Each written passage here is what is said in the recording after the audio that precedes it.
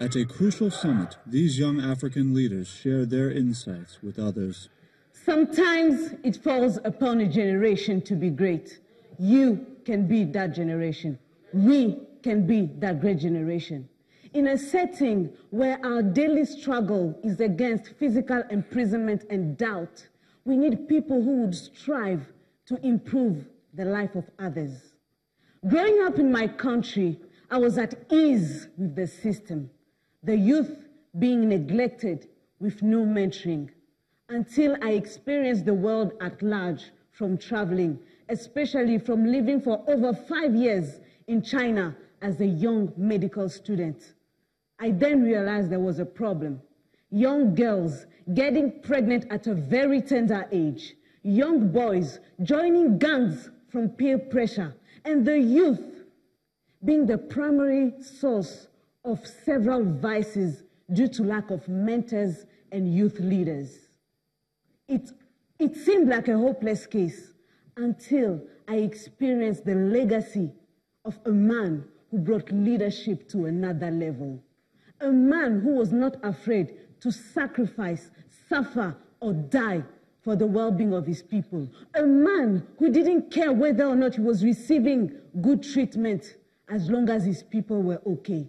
A man called Nelson Mandela. He brought the servant to the leadership. And truly what he did was not only for the now, but also for the after. For you and I to become allos, others of the same kind, servants after him.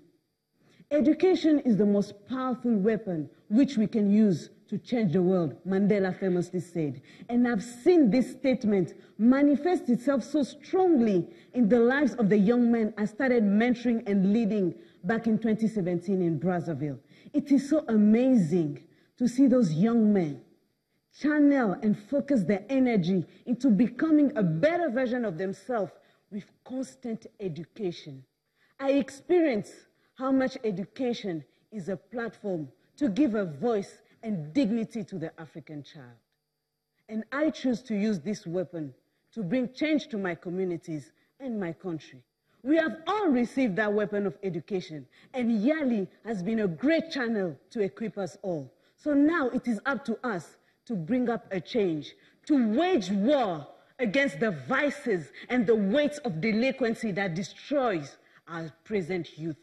It is up to us to take up our torches and light them with the same fire Mandela had to prepare the way for the coming generation. Because truly, you and I, we are not that young anymore. The medium age in Africa is 19 years old, and 50% of the population of most African countries is less than 35. So yes, it is up to you and I to uphold his legacy. So what if we all put on the mantle of servanthood? What if we all started working together for the progress of Mama Africa? What if we all started with our communities, then our nations, our continent, and finally the world? Because truly what Mandela did was not only for South Africa, but for every one of us here. And the best example I can think of is of the person standing right before you, from a French background, but speaking to you in English. And we can all agree that my English is not that bad. No French accent, right?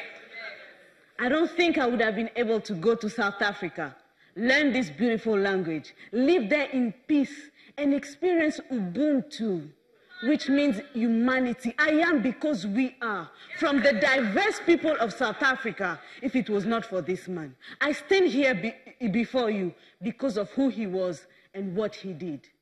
Mandela said he dreamt of an Africa which is in peace with itself. But I believe that as we put on the mantle of servanthood and become real servants, we will live in an Africa which is in peace with itself.